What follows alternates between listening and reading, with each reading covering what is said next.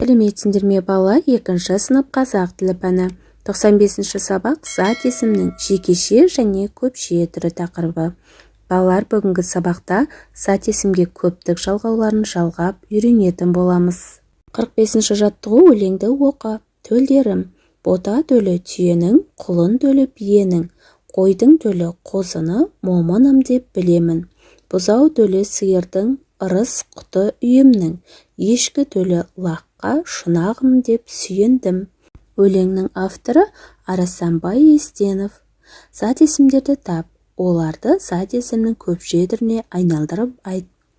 Өлеңдегі зат есімдер бота, түйе, құлын, бие, қой, қозы, бұзау, сиыр, ешкі, лақ.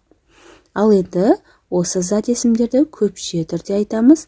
Боталар, түйелер, құлындар, биелер, қойлар, қозылар, бұзаулар, сиырлар, ешкілер, лақтар деп көптік жалғауларын жалғап айтамыз.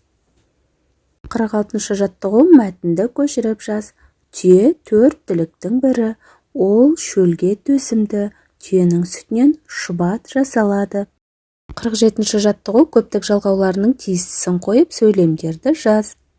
Түйелер боздайды, сиырлар мөңірейді, қойлар маңырайды, иттер үреді. Осылай көптік жалғауларының тиістісін қойып сөйлемдерді көшіріп жазамыз.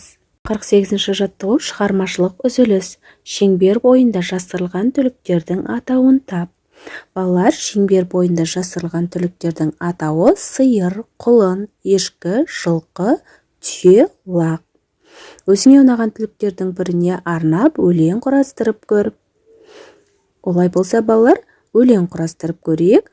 Сиыр ауылда оны бағады, сиырдан сүт алады, айран қаймақ құрт жасап, мол табыста табады.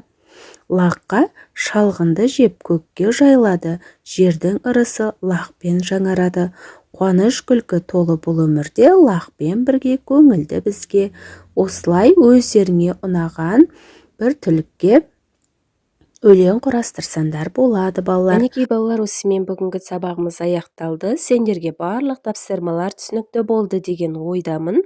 Балалар, келесі жаңа сабақты жіберіп алмау үшін каналға тіркеліп қоңырауша белгісін басуды ұмытпаңдар. Келесі жаңа сабақта кездескенше сау болыңдар.